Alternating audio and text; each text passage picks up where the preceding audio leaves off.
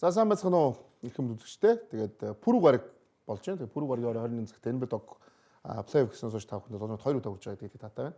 За тэгээд мэдээж хэрэг тавхны танилт тав гэж одоо бид нар хэлдэг. Гэтэ манай 6 дахь тоглогч өнөөдрөөс оролцсон байгаа. Нэг баяртай баярлалаа. За Denver Dog ерөнхий мэдгэгч электрон барааны эхлэлгүүр тавхан бүх электрон бараануудад бүх төрлийн гар утснуудыг ямар ч уршлагаагүй лизингээр PC модоос аваарай гэж хэлмээрэн. Тэгээд электрон бараг зөвхөн PC модоос тавхан авцгаагаарай. Намун ерөнхий мэдгэгч илүү тийм үл Pepsi брэнд байгаа гэдэг ихэд таатай байна. За тэгээд мэдээж хэрэг өдөр болгон тоглолт явж байгаа. Хамгийн гоё энэ үеэр хамгийн гоё байдаг. Яг л яг өдөр болгон плей-оффын тоглолтууд явагддаг. Тийм ээ. Тэгээд өдөр болгон маш сонирхолтой байдаг. Тийм болохоор ч бид нар нэвтрүүлгээ 7-нд 2 болгодог. Тэгээд шууд цуурлаасаа хэлье гэж бодож байна. Энэ цуурлууд хүн болж өөрөө дайраал дуусгах шүү дээ. Яг энэ гэхдээ нэгээр гарсан 4-өр 5-аар гарсан гэх 3 айгүй сайн нөгөө бүсийн финалд үүсэх 3 баг ингээд 2 таарад 2 нь мутах тийм аюул нэг л баг л үтгэх болчиход байгаа юм тий. Уул өөр өрөөндөөсөн бол бүсийн финалд үүсэх 3 баг шүү дээ юм тий. Denver, Clippers, OKC гэдэг ийм 3 баг хоорондоо тоглолцоод байгаа юм л да. Jamal Murray плей-офф дугаасаа сайн тоглолт юм бид мэднэ. Энэ плей-оффт бол тийм муу тоглохгүйсэн. Өмнөх тоглолтын дээр бол бүр яг онцгойрсон тийм. Яг энэ тоглолтыг плей-оффт ер нь хэд хэдээр үзүүлцдэг тоглогч та гайхаад тах зүйл байхгүй. Ер нь бол бүх хотод болж үзээгүй бүх цагийн хамгийн агуу тоглогч гэж нэрлэдэг байгаа юм бол Jamal Murray. Нөгөө талаас бүх хотод болоогүй тоглогчдод дундаас хамгийн агуу нь Jamal Murray. Нөгөө талаас нь тэгвэл бид нар харах гэсэн байхгүй. Тэгсэн чинь би нэг хүнийг бүр байхгүй байгаа бүр маш их гайхаж байна. Энэ бол уул бол багийн лидер нь. Удирдлагын турш багийг одоо лидер байсан хүн биз дээ тий. Тэгээ Джеймс Харден энэ багийн тий. Робин нөө. Тэгээ энэ тэр тоглогч бол уул нь энэ 3-ын хооронд одоо Богдановичийн хооронд бол заашгүй байж ах хэвээр хүнтэй. Тэгээд яг үе ингээд яг плей-офф гэхээр бас алга болчдөг нь бас бас нэг гимбич бас нэг заннаа тий. Энийг бид бас олон удаа хардаг тий. Тэгээ тийм л болчлоо тий.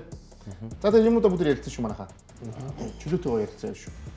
Тэгээ Харднаас гадна Норман Паул муу тоглосон л даа бас. Тэгээ Кристиано 7 тоглолт руу л явчлаа даа л гэж. Даан хийдгээ хийсэн. 7 тоглолт нэг ч гарахгүй байгаа юм л да. Бас нэг 7 тоглолт хармаар байна тий. 7 тоглолтод хүрэх байх гэсэн багууд нь. Яг уу. Гэтэ бидний тэр нөгөө магадлал гэхдээ бас одоо л алга болчихоогүй. Яг л Clippers талбай дээр зурц тоглолтыг авна шүү дээ. Тэгэхээр тэрийг аваад яг тоглолт гарах магадлал өндөр л дөө. Юу 7 тоглолт гарах хамгийн өндөр магадaltaй л зур шүү дээ. Энэ бол уул 3 цуурлыг хийсэн. Тэгээд яг одоогийн байдлаар гэрийн даалгавраа өөрсдийнхөө талбай дээр сайн хийлээ. Denver-ийнхаа. Ер нь 2-2 болоод ирэхээр л 7 дахь тоглолт болох магадлал их өндөрсөн явчихдаг тий. 2-2 болж байна гэдэг чинь. 2-2 болоод тэгэл өөр өөрийнхөө талбай дээр аваад 7-руу орчдөг тий. Одоо эсрэгээр Clippers-ийн шинэ ордон ч гэсэндээ бас тоглоход тийм амархан ордон бас биш байгаад шүү дээ.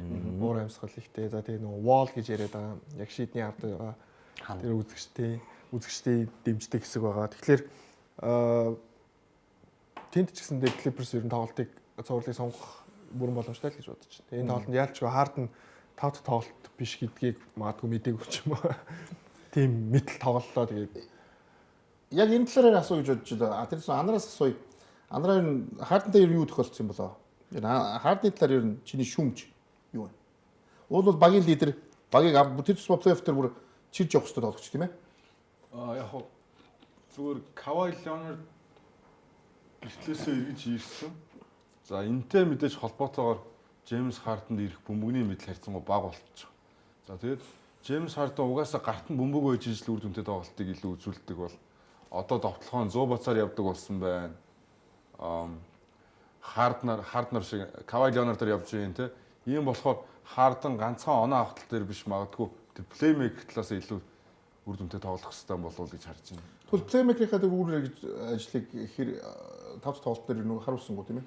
Яг бид нар яг одоо энэ харж байгаа сурлаас юу ажиглаж чинь гэхээр илүү олон тал тоглолтыг илүү багаараа тоглодог баг нь Denver Nuggets болохоор сурал одоо 3-2 болсон байгаа болоо гэж харж байна. Мэдээж бид нар Nikola Jokic-ийг сурлын турш юу хийхийг нь мэдчихсэн.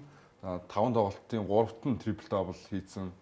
Ингээ ерөнхийдөө хийх юм хийгээ явж байна. За Jamal Murray хэрвээ ийм өндөр хөвтэй довтлоод ийм хэцүү шийдэлтүүдийг хийгээд оновчтой болж байгаа үед үнэхээр Denver Nuggets-ийг хожиход үнэхээр хэцүү байна гэдэг нь 5 тоглолтоос харагдсан болов уу гэж харж байна. Би тэгвэл ингээд анартай нэг санал нийлэхгүй юм байна. Багаараа илүү сайн тоглосон Denver гэдэг юм л та. Уул нь бид нар NBA Токиогийн уул ярих чагтаа бол илүү багаар тоглох магадaltaй баг нь бүх хүмүүсүүд нь нөгөө тэгээ өөрөөрөө юм хийх баг нь Clippers гэж харж ирсэн шүү дээ. Цуурлахтай. Ягаад гэвэл одоо бүр Сэлинээс гарч иж байгаа Бен Симс хүртэл өөрийнхөө тий одоо 10 минутанд өөрийнхөө юм хийж чинь хүний хамгаалч нь за Богданович тий Норм Паул тий багаар тоглох юм бол илүү талт нь уул нь Клиперс байсан уу дулгаа Тийм шүү дээ. Нөгөө байсан яа өнгөрсөн цаг дээр яриад байгаа. байгаа үстэй юм. Байгаа шүү дээ. Өдөө түрүүн ярьсан шүү дээ. Дөрөв тоглолт агуулгын үед Клиперс илүү байсан дээ. Потенциал нь байгаа шүү дээ. Яг хав Мөрөө ингэж тоглол Клиперс ч гэлтгүү лигийн бусад 29 баг хожиход хэцүүлтэй. Йокич чиг ийм доминант тоглогч хайжууд Мөрөө ингэж 40 дон авчвал тий 40 оноод бараг хитгэмээргүй хэд хэдэн шидэлтүүдийг оруулаад байгаа шүү дээ. Тэр дунд чинь сайн хамгаалт юм дунд. Тэгэхээр яг Мөрөө ингэ тоглохоор угаасаа плей-оффт дэнэрэг хожих баг байхгүй. Гэтэ Мөрөө тоглолт бүр дээр ингэж тоглоно гэдэг мэдээч хэцүү. Тэгэл талбай дээр зайлшгүй хожих хэвээр тоглолт бол авлаа шүү дээ. Хэрвээ сая Дэнүр хожигдсан бол тэгээ цуврал дуусах гэдэг шүү дээ. Тэгэхээр Дэнүр зүгээр хожих хэвээр тоглолт авсан. Тэрнээс би нэг шууд цувралыг шийдсэн ингээд Клиперс муу юм байна мэн гэдэг дүгнэлтийг сайн тоглолтоор хийхгүй байна. Энэ хоёрын хувьд энэ цуврал дээр Энэ зөвлөлт дээр би одоо удирдлагын турш нөгөө Харден бол яг вэ дараагийн тоглолтоноос хүрээл ирнэ.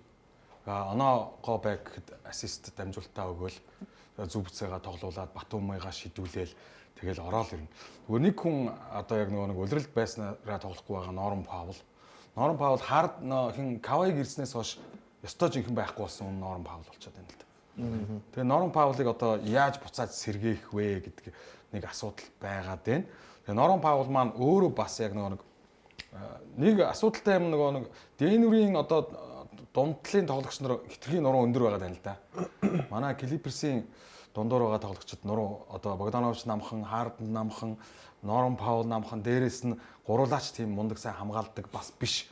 Гэтэл нөгөө талд нь Аарон Гордон, MPG энтергээд айгүй өндөр Браун бүгд өндөр байгаа байхгүй. Тийм асуудал байгаад байна. Тэгэхэд Харден хамгаалчаар хүн олдож өгөхгүй байна Дэнүраас. Тэ? Харден ч бас нэг багт нэг тийм яг өөртөө ойролцоо хурд мурдтай байвал бас Харден чинь тэр хүнийг хамгаалцдаг шүү дээ. Тэгтэл бүгд Харднаас илүү хурдтай хүчтэй хүмүүс байгаад байна л да нөгөө талд нь. Тэнийг хувьд тэр чимээ Westbrook-ийн ирсэн ирэлт нь ирнэ. Тэгээд ямарсан 5 тоглолт төр бол ашигтай татсан тийм. Тэгэл яг Westbrook-ийн талаар ярьж байгаа ер нь Hall of Fame бас бүх цаг үед яригдахаар шилдэг тоглогч. Гэхдээ бидний яриад байгаа асуудал нь нэг бол ялалтын тогтол, нэг бол ялагдлын бас гол шалтгаан болно гэж ярьжсэн. Тэгээд Westbrook өөрийнхөө зүгээс бол энэ тоглолтоо бол хизээж болохгүй мэн, хизээж дайрхаа болохгүй мэн, хизээж шидэхэ болохгүй мэн. Тэгээд тэрэн ч гэсэндээ Йокич өөрөө бас сэтгэл хангалуун байна. Тэгээд шидэд алдахт нь ундууцж байгаа зүйл алга. Тийм учраас багийн тэр нэг багаараа хожий гэсэн байгаа, бие биендээ итгэж байгаа итгэл нь хамаагүй илүү байгаа юм болоо гэж бодож байна. Тэгээд Дэнүр талаас харах юм бол Йокич орой болгон яг хийх ёстой юм хийгээд байна. Нөгөө талаас нөгөө багийн лидерүүд зарим үед байгаа, зарим үед байхгүй байгаа гэдэг. Тэгээ эн чинь цуврал явж байгаа учраас дөрөв тоглолтод төрүүлээ очиж штэ. Тэгэхээр нөгөө багийн одоо лидерүүд нь өдөр болгон орой болгон хийдэг юм ал заавал хийх шаардлага гараад байна л да. Яг Йокич шиг. За тэгээ бүгд ямар ч гэсэн цувралын 6 тоглолтыг Клипсийн талбай дээр хийзээ энэ чинь 2-1 авах тийм. Тоглолно. Премьер спортоор гарах уу тоглолт? Гарна тий. Энэ бим гарагт болно. Энэ хоёр тоглолтын энэ багийн 6 дахь тоглолт болон Houston Rockets Warriors-ийн 6 дахь тоглолт хоёлоо гарна. Зэрэг юм тий. Хоёлоо гарна. За тэгвэл одоо өнөөдөр яг нөгөө өнөөдөр бас яг зэрэг болсон. Нөгөө өрөндийн бас нэг нийгэм барьсан шүү дээ тий. 30 доноо барьсан. Тэгсэн. Ер нь бол 10 оноо болсон шүү дээ. Хьюстны сэлгээ ерөөсөө оноо бага авсан шүү дээ. Өнөөдөр. Гараа нь ерөөсөө хамаг оноо авсан. Одоо энд тэгээд харагдж байгаа шүү дээ. Стеф Энэ гуруула гарааны гурвал та. Амар. Бодил 8 оноо. Мөди 25 оноо. Мөди бол сэлгээс. Мөди сэлгээний та зүг байсан. Лев хамгийн том их оноо авсан тий. За Дэйн Томпсон 532. Career high. Удирдлагын плей-оффын бас career high тий анхны. Блок, бөмбөг таслалт. Оноо бүх юм нэр бүртгэлээ дээ. За тэгээд ямар ч гэсэн энэ цуврал бол бас 6 дахь тоглолт руу Warriors-ийн талбар руу орсон. Тэгэхээр Houston дээр ярих юм байвал та тусаа ярьж. Энэ цуврал дээр ярих юм байвал их Warriors гэдэг үү? Houston ер нь бол хурд хүч бүх юмар илүү залуу баг боловч Golden State-ийн бас энэ туршлагыг арай давж гарч чадхааргүй л харагдаад байна л да. Одоо талбай дээрээ биш юм ахэд 7 дахь тоглолтод ер нь одоо 2 тоглолтоос нэгэнд нь бол Golden State яаж игээд нэг хожлыг авахар л харагдаж байна л да. Тэгэхээр ерөнхийдөө бол цаашаа шалгарахад бол Houston-д бол илүү хэцүү байгаад байна. Яг өнөөдрийн тоглолт шиг ингээд дандаа ингэж тасархаа оноо таслана гэж байхгүй шүү дээ. Ойрхон явна. Ойрхон явахаараа эргээл нөгөө Jimmy Butler юм уу, Stephen Curry-ийн тэр нөгөө туршлагатай төгсгөлийг яаж хийдгүү те. Өөрөө биш юм ахад өрөөлийг яаж тоглуулдаг вэ гэдэг. Гэтэл чи одоо манай Манлит чинь зарим тоглолтод бол ингэж энэ нөгөө өнөөдрийнх шиг шийдлүүд нь байдгүй шүү дээ. Тэгээ хэцүү болоо явждаг. Тэгэхээр ер нь Хьюстны хувьд бол нэлээд л хүнд байна. Их л өөрсдөө 120-30% дайчилж ижил 7 тоглолт руу орондоо. Дээрээс нь би бол нэг тоглогчийг бүр ямар шүүмжлэн Хьюстны тэр яг ч Jalen Green энэ багийн оноо авах чинь өнөөдөр ихэд л бас энэ 3 дээрсээ багтсангүй шүү дээ бас тий. Уул нь бол баг нь бол ингэж hodж байгаа. 11 он. Тэгээ хамгийн одоо их оноог бол авчихсан байх тоглолтноос өнөөдөр байж болохоор шүү дээ. Ягаад гэвэл баг нь ийм одоо хожигдсан байхад тэр оноо авахчих нь оноо бүр ихсэн байх хэрэгтэй гэдэг. Ер нь бол хамгийн дутуу тоглож байгаа тоглогч ялч Jalen Green мөн үстэй Хьюстон дээр. Тэгээ хамгийн таараа тоглож байгаа тоглогч нь мөн үг гэвэл мөн. Гэхдээ яг өнөөдрийн тоглолтын дээр бол Jalen Green шаардлагагүйсэн. Ер нь бол хоёр дахь тоглолтыг Jalen Green авчирсан шүү дээ. Багтаа 38 он аваад.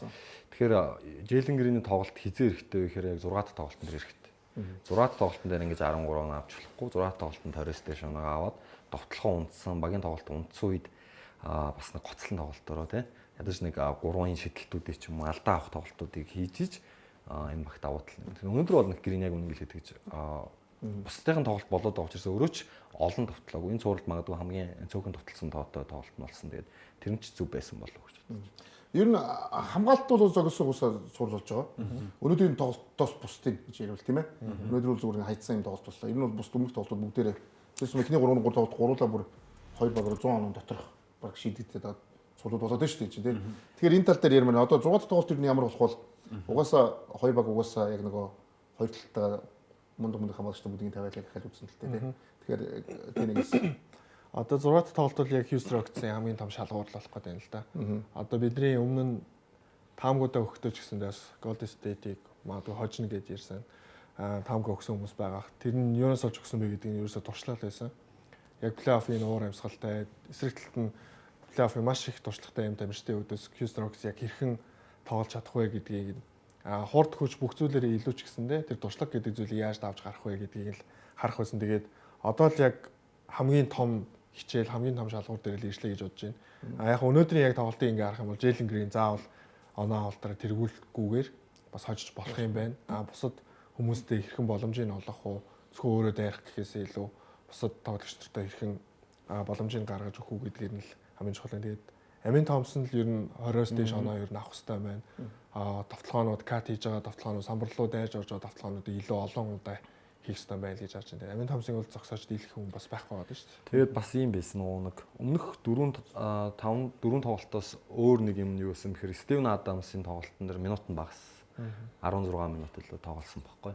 Тэгээд Стивен Адам Амин Томпсон сайн тоглосон учраас Стивен Адамс заавал талбай дээр байгаад шаардлагагүй болсон.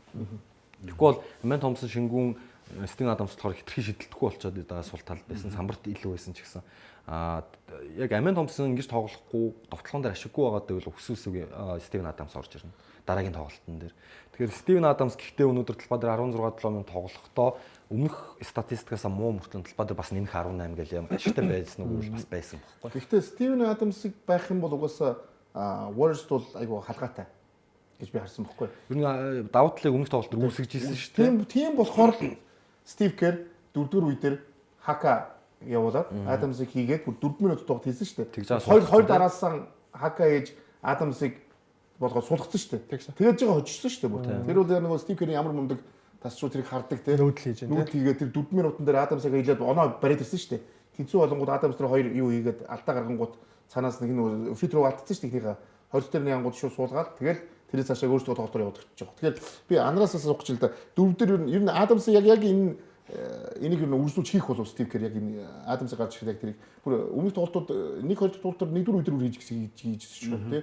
Сая бол 4-р тоглолтын дээр яг 4-р үеийн 4 минутанд хийгээд 2 адыг нөө суулгаад тэднээс цааш өөрийнхөө тоглолтыг тожиж авсан шүү дээ. Тэрийг нь үргэлжлүүлж хийх болов Адамс дээр болж байгаа зүйлийг үргэлжлүүлээд хийн шүү дээ. Тэр чинь ямар нэгэн байдлаар багт даваа тал гаргаж ирэх тийм шийдэл байх юм бол тэрийг өөрчлүүлээд болохгүй болтол хийх хэрэгтэй. Тэгээд яг бид нар ингээд тоглолтын агуулга ярихаар Clippers Nuggets дээр одоо Clippers нь илүү баг гэж ярьсан бол энэ Golden-гийн цуврал дээр ч гэсэн ер нь бол агуулгаараа бол Houston Rockets цувралыг 3-2-оор тэргүүлж иж болохоор ийм Сурал ерөнхийдөө явагдчих шүү дээ. Ерөнхийдөө туршлага шийдэд байна те. 6 дахь тоглолт маш хэцүү тоглолт болно. Golden State талбай даваа тал туршлага нь байгаа ч гэсэн ер нь бол маш хэцүү. Ер нь бол Houston Rockets 6 дахь 7 дахь тоглолтыг гаргах тийм боломж байгаа гэж харж байна. Нэг л асуудал байгаа юм л да. Нөгөө хин манай Мамлитийн тоглолт яагаад гарахгүй вэ гэхээр Gary Payton-ы хамгаалтаас гарч оноо аваад зөрөөд Stephen Curry-г дагаж гүйх хэрэгтэй болчиход байгаа байхгүй. Тэр бол хэцүү Мамлитээс үнэхээр хэцүү те. Нийлээ хядарлаа байна. оноо авахтаа Gary Payton-ы өдөөс өмг залхтаа авах. Тэгээд дараагаар нь айл довтлоход Steph чинь талбай тойроо гүйцдэг дагаж гүйх хэрэгтэй болж байгаа. Гэхдээ Амин Томсон дагаж гүйж байгаа л да. Харин тийм ер нь л бол тэгэл Фожемскийг л хамгаалж байгаа л да ер нь хэвчлээ. Эсвэл зөрөөд Гэри Пейтний хамгаалчих хэрэгтэй л дээ. Гэри Пейтний талбай дээр байвал давуу талч жаав нь хамгаалт. Тэгвэл довтлохоон дээр Гэри Пейтэнд тэр нэг тоглолтын дээр 4-4-д 12 оноо алддаг бол Houston Rockets-ийн байж боломжгүй алдаа байхгүй юу? Гэри Пейтний хитрхи Суларсан. тийм хитрхи ингээд одоо төлгөөнс орхицсон те. Гэри Пейтнийг хамгаалахгүй гэд бүр ингээд хит анхаарлаа Стеф рүү хандуулаад тэрэн дээр нь Гэри Пейтэн дандаа сул оноонуудыг авцсан. Тэр NBA-ийн тамирчин сул байвал тийм шүү дээ. Jalen Green жишээ нь Бостонтой тоглохоор ерөөсөө оноо нь 20 хүрдэггүй шүү дээ. Одоо фэнтезид би нөгөө авч лээсэл та зөндөө. Jalen Green бол одоо жишээ нь урдчим болгоны хамгаалт одоо тааруутай багуудын эсрэг бол оноо нь 30 40 шиг авдээ. Бостны эсрэг бол хэдзээч 20 хүрдэггүй байхгүй. Тэгээд тэнд хэм хоёр байгаа байлээ те. Урдчимд. Тэгэхээр яг тийм л тоглолт юм байлаа Jalen Green. За угаасаа маш сонирхолтой болон зугаад тоглолт. Тэгээ бүгдээрийн суулгыг бас яг сая хийсэн Premier Sport Network-оор 2 гоё суулгыг зугаад тоглолтоо хийх нь шүү дээ. Та бүхэн хүлээн авч үзээрэй. За өнөөдөр болсон нэг сая хамгийн одоо юу сүүлийн тоглолт байсан баха тий. Тэр тоглолтын бүгдээр үзцгээ тэгээд Lakers талбай дээр 5 дахь тоглолтыг бас 3-1-ээс уулна. Өөрийнхөө талбай дээр бол нэг хожлохгүй ч тоглосон доо. Яг авах юм бол 6 дахь тоглолт гарах боломжтой байсан болохоор тий. Энэ бол Lakers-ийн хувьд хожигдож болохгүй хамгийн чухал тоглолт байсан. 3-ээс 13 баг л эргэж ирсэн гэсэн байна уу те сая. Тий. Саяын Хьюстны байрлалд л байж байгаа гэсэн үг шүү. Хачимур ихтэй өнөөдөр тоглолтыг үнэхээр сайн их үзсэн шүү дээ. За ууг нь Los Angeles Lakers талбай дээр тоглолтыг сайн эхлүүлэх Ястай. заавал шаардлагатай байсан. Тийм боловч ер нь ихний хагасыг Minnesota 10-ны илүүгээр дуусгасан буюу илүү их дуусгасан тийм. За инхээр 3 дугаар үе дээр Los Angeles Lakers багууд араас нь нэхэж тоглохоор энэ ядралт авах магадлал илүү өндөртэй. Энээс бол ер нь энээс болоод 10 оноо дутуу дуусгасан уу? Үгүй. Сүүлийн нэг 50 секунд. Энэ сүүлийн 2 дугаар үеийн яхад болсон. Нэг хөлөөгүй. Минуттай. Нэг минуттай. Минут дуусгасан. Энээс хойш бол Гэтэ энийг Тийм, ерөөсөө нэг хүн хамгаалвал би өөрөө тоглолчин, хоёр хүн хамгаалвал бусдаагаа тоглолчин гэдэг амар энгийн сагсан мөгийг хувийн ур чадвар нь үнэхээр сайн учраас үүсгээд байна л та багтаа. өнөөдөр 15 он авсан болно. Тэгээ 11 ребаундтай 8 ассист гэдэг чинь амар үзүүл. Нөгөө талд нь Лука дээр ч давхар очисонгүй, Леброн дээр ч давхар очисонгүй, Ривс дээр ч давхар очисон. Хин дээр ч цуурлын турш давхар очисонгүй шүү Ривс өнөөдөр байсангүй тий. дээ. Ер нь зүгээр. Ер нь. Тийм. самбар туур болохгүй байгаа гэсэн сүүлдээ Макси Клебрийг оруулж ирлээ. 2 минут үзсэн Макси Клебрийг гэж. Хоёр ч оруулж ирсэн юм. Тоглолтын дэш 2 удаа оруулж ирсэн. За би одоо таадаас асуу гэж. За нэгт Лекс үдэл дуусчлаа. Тэглээ. Уул нь 50 хожилтой бүсийнхаа 3-аар гарсан. Бас ойрын жилүүд бас тий үзүүлэг бас яг гоё амжилтын тэр тусмад залуу одоо шинэ коуч Жижер Ведик аваад хамгийн гол өөрөө яг тэрийг хэлж ийсэн тий ингүүл ингэн гэд тий ингүүл гэж жиржсэн тэрэндээ хүрсэн тэрийг бид нар бол баяр хүрэх ёстой. Үнэхээр маш сайн одоо тасалжуулагч ихтэй голоор маш сайн амжилтыг үзүүллээ шүү дээ залуу коуч гэх. Гэхдээ плей-офф ялцчихгүй нөгөө анхны жилийн плей-офф юм бол туршлага нь бол юу гэж бодож байна нараа яг тэр тал дээр. За яг л одоо тэгэл Lakers-ийн зүгээс харах юм бол Марк Уильямсын тэр солилцоон дээр юу болсон тэр бол айгүй том ер нь удирдлагын төгсгөл рүү нөлөөллөө шүү. Тэглээ. Жишээ нь өнөөдөр уг нь бол Миннесота харьцангуй тайвширсан одоо 3-аас жишээ нь 47 удаа Миннесота шидэд 7-1 хийсэн. Бүхэл бүтэн 43 оноо шидэлтийг Миннесота алдсан байхгүй. Боломж тий. Торгуул эсийг алдсан байна.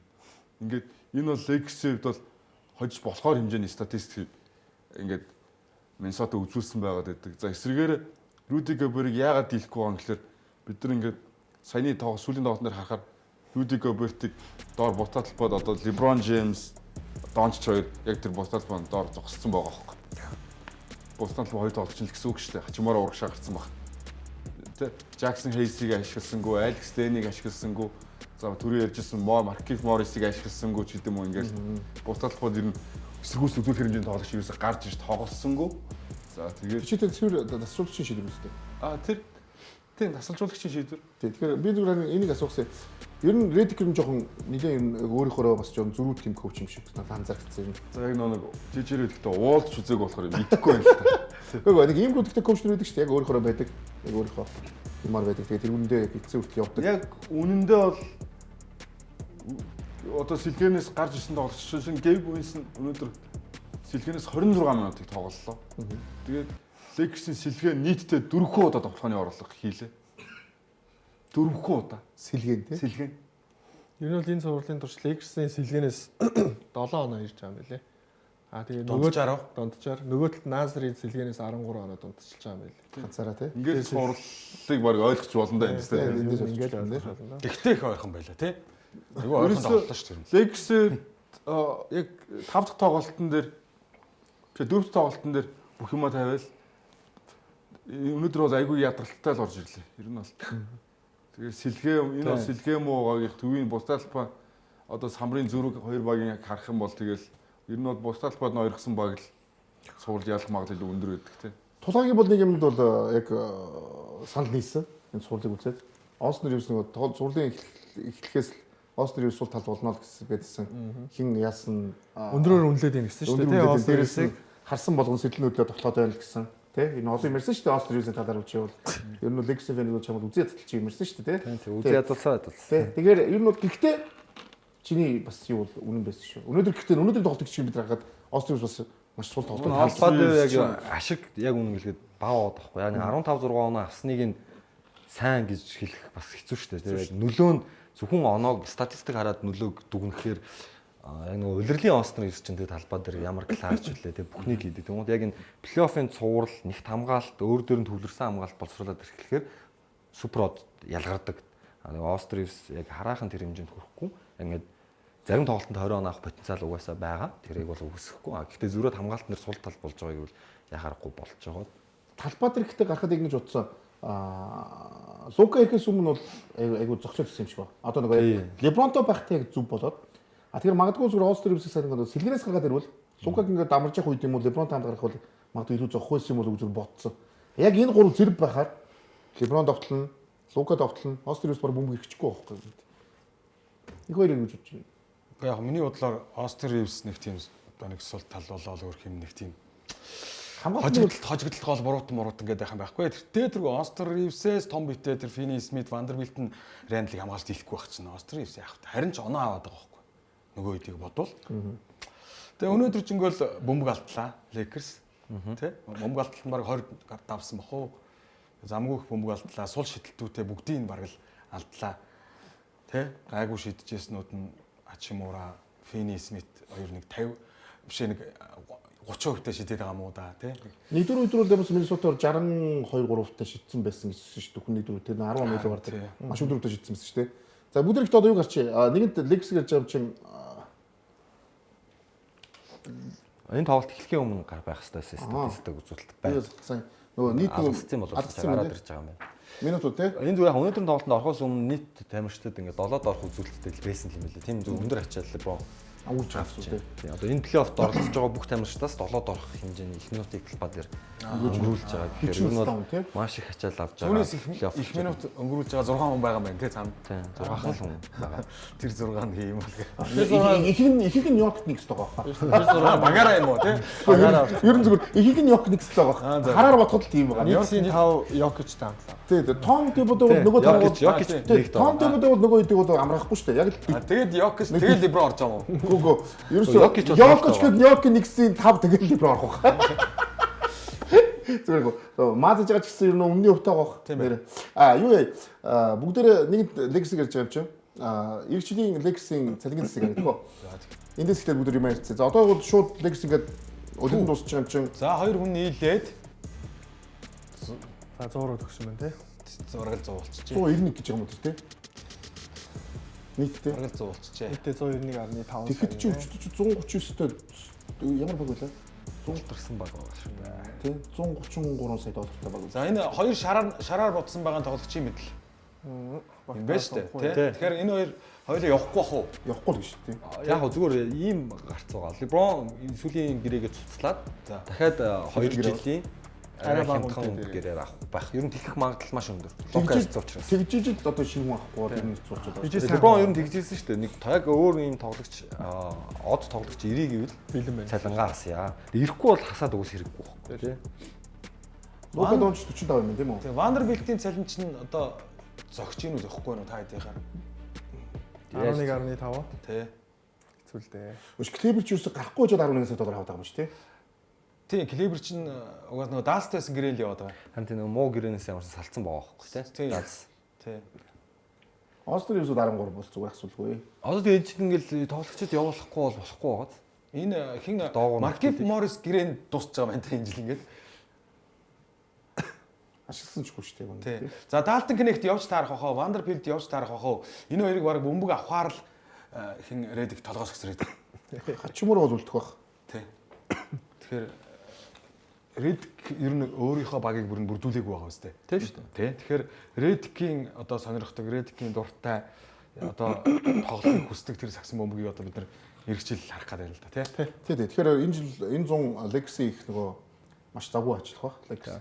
Тэр тусмаа тэгээд нөгөө өөрийнх нь нөгөө юу офис нь бол хамгийн сайн алт ажилладаг шүү дээ. Тэгээд тийм болохоор энэ том баг бол ялцчих маш хэцүү хийх бах. Тэгэхээр бүгд яг үзгэлүүлтлээ тий. Одоо бүгд Миннесота ямарсан Миннесота гэдэг баг бас баяр хөстэй бах тий. Бас ингээд эхнийх учрыг даваад одоо бол ингээд сайхан амарчлаа ш тэр. Тэгээ бүгд дараагийнх нь бас нөгөө юу гэнэ найруулагчаа. Яг зүгээр одоо Houston Warriors хоёрын нэг нь Minnesota-д таарна. Ер нь Rockets гараад ирвэл Minnesota тун таатаа авчраа гэж үзэх болов уу? Залуу баг тий.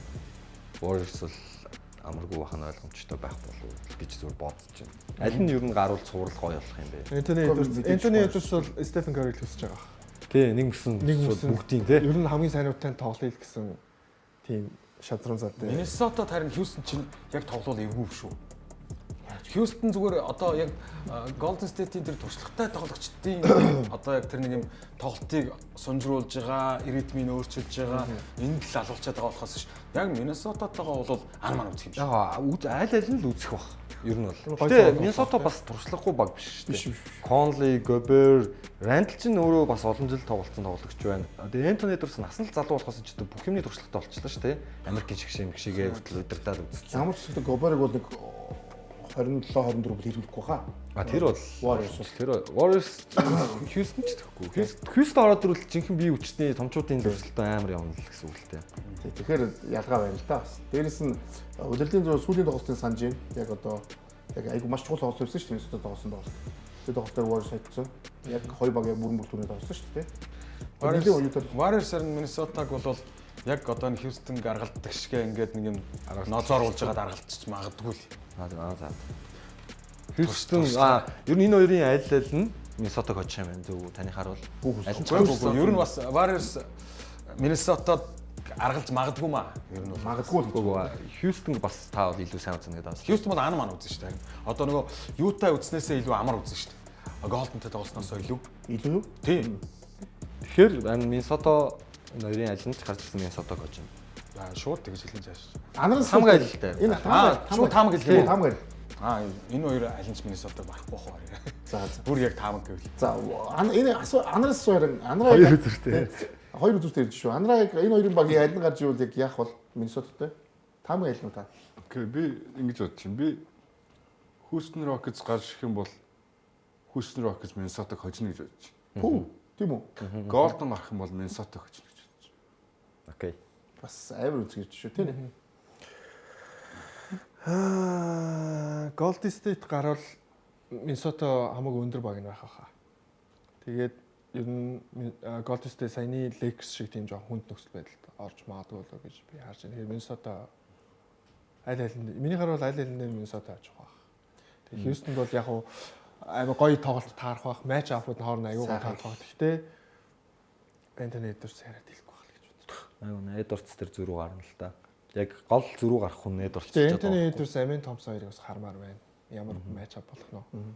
Яг үнэхээр Amen Thompson зогсоож чадах нь унжлахгүй юу гэдэг. Бусдаар бол өөр яг хамгаалах хүн нэг Houston Rockets. За сайхан хэллээ та. Баярлалаа та. Би бол хэлээгүй. Би юу ч мэдэхгүй айл айл нь л хэцүү. Гэхдээ Houston бол Minnesota очиж болов гэж бодож байна. Warriors дээр бол үнэхээр хэлж мэдэхгүй. Би бол ингээ бодонгууд Draymond Green бол Julius Randle-ийг хизээч ингэж таваар нь тоглуулахгүй л те. Тэгээд Jimmy Butler Edwards-ыг бас ингээ ганцаараа хамгаалах потенциалтай хүн л те гэж бодож байгаа. Тэнгууд Steph-ийг McDaniels хин хоёр хэдийгээр сайн хамгаалагч ч гэсэн Alexander Walker сайн хамгаалагч ч гэсэн Лука шиг тэгээ харж зогсдог юм шиг л дээ. Цогцоосайг үнгийг үгээд харж эсрүүгийн хамгаалтыг нураадаг хүн болохоор амаргүй л дээ. Лука яг үнгээд LeBron дамжуулт өгчүүл Лука баг хараа зогсчиход байгаа. Curry дээр Anthony Edwards өөрөө очих байх, Vincenzo очих байх, McDaniels очих байх, Nickeil Alexander Walker. Хамгийн сайн. Тэгэхээр бол Warriors үгүй. Одоо ингээд Warriors ч бас яг Lakers сая бас ингээд самбартаа ерөнхийдөө дээрлхүүлээсээр байгаа дууслаа шүү дээ. Яг тэрэн шиг Golden State бас самбарт бас л одоо Gobert, Nazred, Randle 3 дээрлхүүлж шүү дээ ер нь. яг ийм байгаа. За би надад чигээ хариулт нэг жоо намхан юм шиг санагдал. намхан. Үнэхээр намхан. Өндөр багны амар самбраас бөмбөг авалтар лиг тэргүүлдэг баг. Би наадах чинь Box out хийдэг баг. Яг наадах чинь хэлсэн. Тэгээд box out хийн тэгж одоо Lakers-тай харьцуулах амарч боломжгүй. Lakers-с бол тэр хасл плей, самбарын хашилт бүх юмараа илүү. Warriors бол. Би наадах чинь хэлсэн. Өндөр баг нь Minnesota мөнгө гэхдээ самбраас илүү бөмбөг нь Warriors авдаг. Тэгээд дээр нь Bolio гэхэд Kevon Looney-гээ гаргаж ашиглчих болно. Үнэхээр Gobert байвал Quentin Post-а гаргаж ашигласан ч болно. Trace Jackson Davis-ийг ашигласан ч болно. Тэгээд JJ Redick цэцгэлжүүлэгчээс өөр юм Steve Kerr цэцгэлжүүлэгч бол хизээ хэнийг нь ашиглахад бэлэн цэцгэлжүүлэгч. За тулгаа. Миний өнөөдрийн тулгаач яг миний дүүш байх чинь. Тэгээ баярлаа. Сайхан болчлоо. Gobert бол эсэргээрээ Steph-т бол бүр алуулна. Тийм. Дуудаж тоглолт нь шүү дээ. Дуудаж гаргаж ижээ тоглолт шүү. Нэг удаа ахахын талд орчиход Томас бүрийн чинь баярлалаа зүрхээс. Ямар гоё юм бэ? Нэг фэнтэгээ сууж байгаа шиг тийм арга дэмжиж. Ахын дуусаад гарч хоол авч гинөө. За хэд орон дараа бүгдээ ууцгаа.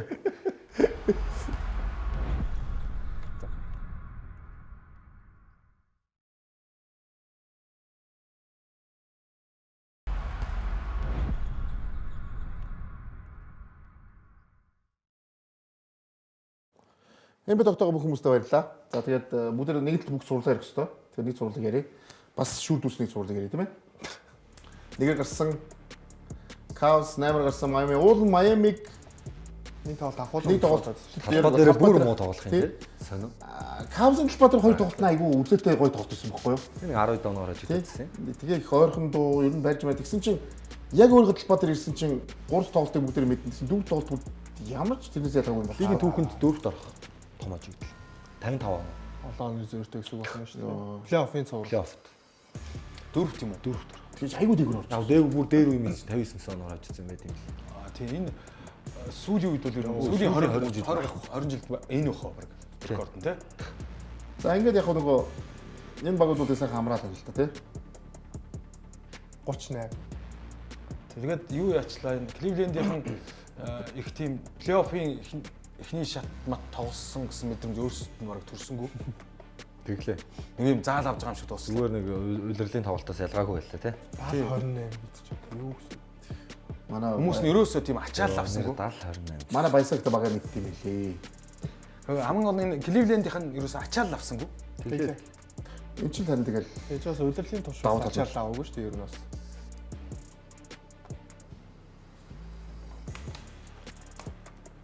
За тэгэд одоо бол Индиана бол энэ багт бол жоохон сандарганаа энэ багийг тий. яг одоо бүгд дараа нь үзэн Юу Майамигаас дээр байлгүй байна. Хамаагүй сандарсан. үзэн одоо бүгд ихтэй дараа нь ярьчаад орё идэхгүй. Тэгээд тухтай яриа. Одоо за Майамигийн талаар зүгээр хад юм хэвэл одоо энэ 100 Майами юу гэх юм бол шууд яриа явчих. Яг энэ бол юу бол нэг хараад бид нар хийхгүй шүү дээ. Сурал бол дууссан 4 өдөр дууссан. Тэгэхээр Майами энэ 100 ямар өөрчлөлт хийх юм бол ямар болж авчих юм бол энэ тал дээр их баяр ачааг юу гэж байна. Би одоо Майами Heat багт маш сайн холбогч хэрэгтэй юм бол гэж л бодоод байгаа юм л та. Одоо маш сайн яг тийм угаасаа Майами Heat багаараа их сайн багийн тоглолт үзүүлдэг баг, багийн хамгаалалт үзүүлдэг баг тий. Хувь ганц isolation ингээ ганцаараа тоглоод байдаг тоглогчид цөвтөө штэ.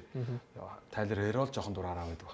Тэгээ ер нь бол Тайлер Хэрог 2 дээр тоглуулад 1 дээр тоглох нэг тийм яалчгүй энэ багийг найруулж явах хүн хэрэгтэй л санагдаад байна. Cleveland Cavaliers плей-оффын төгөлд хамгийн гол оноогоор цуултыг өгсөн баг нь болчихлоо. Тэгээд юуны Майами тал дээр өөр ярих юм би бол. Нэгэнт одоо юу дуусч байгаа хэрэг энэ баг бид нар ярихгүй шүү дээ. Ер нь бол Майамигийн сүүлийн талбай дээр хийсэн 2 тоглолтод өнөхөр сэтгэл дундуур байна. Хожигдож болно. Гэхдээ тэр гаргаж байгаа хичээл сэтгэл одоо юу гэдэг Тайлер Хирогийн одоо энэ багийн ирээдүй гэж л авч үлдсэн баг. Тэгээд өстой жинхэнэ дураар нь довтлох бүх л ногоон гэлээр их нүгж явахт тоглолтыг 4 хоногт дуусгаж болохгүй л та. Тэгээд Miami Heat-ийн тамирчдын дунд 2-3 ерөөсө тэнд байхыг хүсэхгүй байгаа тоглогч нар хэд байх шиг байна. Тэ. Жишээ нь Terry Rozier за бүр ротейшнс гараа явцсан. Уг нь бол эдгээр дундаа бас хамгийн өндөр цалингийг авж байгаа тоглогчдын нэг нь л Rozier байх шиг байгаад байна. Тэгээд угаасаа ингээл баг дотор нэг л тийм сөрөг энергитэй 2-3 тоглогч байхад багийн тоглолт тэр чигтээ ундаг. Энэ зүйлүүд харагдсан баг. Тэгээд энэ багаас нэлээд том өөрчлөлтүүдийг эргчил хийгдэх болов Eric Spoelstra, Pat Riley ер нь бол маш том өөрчлөлтүүдийг хийх байх гэж харж байна. Тэр ихсэн гэж бодож байна. Ялах нь. Ер нь бол санал нэг өнөө. Одоо Кавста үзүүлсэн өрсөлдөөнийс нь хараад магадгүй энэ багт нэг од ч юм уу хэрэгтэй юм байна ч юм уу. Тэгээ тэгчүүл илүү гоё болох гэдэг нь гэсэн юм ерөөсө харагдсангүй л дээ. Тэгээ яг Эрик Спойстрад итгэхээ болцсон байгаад энэ үү зарим тоглогч нар нь бүтэн өсснээр нь хийхгүй байгаад энэ үү Эрик Спойстра явах юм уу эсвэл одоо яах ёстой юм гэдэг. Ер нь бол том юун дээр л толцсон болов гэж би бодож байна. Яг нэг од тоглогч ч юм уу тийм хүн авчираад ч юм уу бүх юм өөрчлөгдөх зүйл бол биш юм шиг харагдаж байна. Тэгэхээр Miami яг нэг иймэрхүү байдалтай бас нэг дахиад хэдэн жил болох юм болов гэж харж байна. Би тэгж амархан бүх юм өөрчлөгдөө бүх юм зэгцрээд бүх юм гоё болохооргүй харагдаж байна одоо бол. Нэг юм суурин ч юм уу одоо ингэчүүл нэг ингэчэндээ гэсэн юм ерөөс олж харагдахгүй. Аяа тутаа дээр яах юм бэ? Яг хоо 2019 оны Miami ийм л байсан л да. Бараг плей-оффд ордог юмээсээ муу байсан шүү дээ. Тэгээ ганц Jimmy ирээд юу өөрчлөгдөх вдэ гэжсэн чинь зүгээр шууд рүүки үлрэлтэ Тайлер Хирог илзал Бэмэди Баяг Робин байх боломжтой хамгаалтын ноён руу унах юм байна гэж шууд баблд финалцсан баг л да. Тэгэхээр зүгээр яг энэ 100 маш олон тоглогч чөлөө тавианд болох 100 байгаа. Том одууд шилжилт хөдөлгөөнд орох боломжтой юм. Miami 100 болж байгаа. Ер нь. Тэгэхээр тэр дундаас яг Miami Jimmy-г суулж авсан шигэ тийм хэмжээний од авчираад бага тойруулж бүрдүүлвэл богино хугацаанд зэрэг босголтонд орж магадгүй. Жишээ нь яагаад Янс байж болохгүй гэж. Тэгээ Янсыг яг удахгүй ярина те зүгээр Янс өөрөө бол Miami Spoelstraгийн удирдлагаар тоглох сонирхолтой гэсэн шуум бол Явж байгаа тийм. жилийн өмнөөс бол гарч ил байсан. Гэхдээ яг Бэмтэй байрлал хийж л үстэй. яг Бэмиг солилцоогоор явуулж болно л доо. Янсын солилцоо. Янсыг авах баг солилцоогоор л авна шүү дээ. Гэрээнд босох болов байгаа учраас. Нэг нь бүгдээ Янсыг ярьж гисэн юм чинь. Бүгдээ Янс. Гэхдээ яг нөгөө талаас Янс ирэх магадлал бага шүү дээ. Тийм би зүгээр жишээгээр л хэлсэн болохоос. Янс ирэхгүй бол яг хаа гэвэл эсвэл сэргийн босголтонд орох юм уу яах юм. Патрайли гэдэг хүн чинь хортон бас нэг юм төлөвлөл мэдээл бодоод байж байгаа болов. Унтчихгүй бол гайгүй яац. Чи унтчихгүй цааш. Бүгдээ нэг Янсыг ярихын тулд зурлын ярих хэрэгтэй шүү дээ. Тэгээ зурлын ирч гэж бодлоо л да. За ингээд 5 тоглолт тийм ээ. 3-1-гээр Уул нь талбай дээр Алибер Баксыг хожчихуулуу гэж. Энийг яг бас нэлээд харсан л да. Сүүлийнхээ тоглолтыг тийм. тэгээд тоглолтод Лилерд гимтэд гараа явсан шүү дээ. Тийм гимтэй тэгээд юм Лилердийн Ахилийн шүрмэс тасарсан мэт тийм. тасарснаас өмөрсөн тийм. Сэмрээ тэгээд тэр Дурж байгаа. Яг зүгээр саний шидэлтийн сонголт уу? Тийм. Зүгээр Янс тэгвэл тэгэл холтсоол гэсэн байх уу? Тэг Янс яг шидэлт хийж. Маа нэг Монголын сагсан дээр нэг яриад байсан. Одоо тэгээд санчиртл юу шүү дээ. Өөр танаас арга байгаа мó гэдэг шиг юм авчихгүй. Гол нь Янс өөрөө яг шидэлт хийж оролт хийхгүй. Хан тэгэл орох зай олдохгүй байхгүй байх. Юуны за уул нь бол 7-0 байсан мэт. Оо хит удаа 7-8 оноо илүү болсон. Буцаж бариул дээр. Одоо эндээс ингээд 36 секунд 7 оноо байгаа шүү дээ. энэ 7 оноо шүү. дахиад 7 болсон ингээл. За одоо яг бүгд статик харна. Энэ дээр шууд яриад явчих гэж бодож байна. Хинээс гэлэхөө зөв энэ скопч хэлээ да. Анара энэ магадгүй Янсын Баксын өмсөлтөө өмсч хамгийн сүүлд тоглолт байсан юм болов уу? би бол тэгж бодож байна. Тэгж бодож байна. Одоо Янис Milwaukee Bucks-ыг буцаад сэргэн босгоход доор ээж 2-3 жил зарцуулагдана гэвэл 40 настай гэхлээр ерөнхийдөө Одоо бодлоо. баг юм хэцүү баг асуудлыг яс яваа шийдсэн дээр өгч байна. За Doc Rivers өнөөдрийн ямар ч хэлсэн гарааны тавтаа өөрчлөлөө. Kevin Porter Jr, Bobby Portis, AJ Green гээд Gary Trent Jr гээд илүү тийм шидэлттэй илүү тийм хурдан атлетик багийг гаргаж ирлээ. Энэ тэнийг хэлдэг шиг энэ магадгүй энэ өөрчлөлтийг арай эрт хийх хэрэгтэй байсан баг. За тэгээд мэдээж энэ суурал тэгэхээр Кайл Кузма гэж тоглогч бид нар бүтэн суурлын турш олж харсангүй. За ингээд Лилерд гимцнээрээ тэр Райан Роллинсыг сүүлийн тоглолтод минут өгөөгүй гэхээр ерөнхийдөө ямар ч холбогчгүй баг. За тэгээд 118 111 гэдэг ингээд тоглолтыг яг шийдвэрлэхэд холбогчгүй баг буюу Milwaukee Bucks баг Indiana Pacers багийг урагшаа хийсэн тэр хамгаалтан дээр Шахсан хамгаалт. ер нь бол маш тийм гаргаж боломгүй алдаануудыг гаргаснаар ингээд хоцсон байсан тоглолтоо буцаагаад Indiana Pacers бэлгэлчлээ. За надад бол мэдээж Milwaukee Bucks-д арай өөр хүлээлт байсан. Цувралд арай илүү өрсөлдөөнийг үзүүлэх болов уу гэж харж ирсэн. Мэдээж Milwaukee Bucks-ийн удирдлагын өвч гэсэн Янасыг авч үлдэхийн тулд энэ суралд хожих юм уу айсгүй 7 тоглолт 6 тоглолт руу утсан өрсөлдөөн тоглолтыг үзүүлэх хэрэгтэй байсан бохцож чинь. Дэмэн Лилерд ингээд хэрвээ Акилесийн гимтэл аваад ингэсэн гэж үтэх юм бол одоо оргил үеийн ард нь үлдсэн. Цаашаа хэдэн үйлрэл сайн тоглох боломжтой хэрэг ч мэдэхгүй. Тэгэхээр ирээдүйн тодорхойгүй байгаа болохоор Янасыг би ямар нэгэн баг руу солилцоогоор явах гэж байна. Тэгээд дээрээс нь Doc Rivers-ийг саяны дээр хийсэн солилцоо шүү дээ. Тэр бол бас Doc Rivers бол бас өөрийг бас хэр бас ямар коуч вэ гэдэг бас харуулж байгаа гэж бодож байгаа. Яг бол хирургийн коуч нар ийм галт юу гараа риск гаргадаггүй шүү дээ. Одоо шууд дөрөнд гараад байсан дөрөнд тоглолтыг солиод ч юм уу. Тэний ер нь Doc Rivers ажилтаа байх юм уу одоо.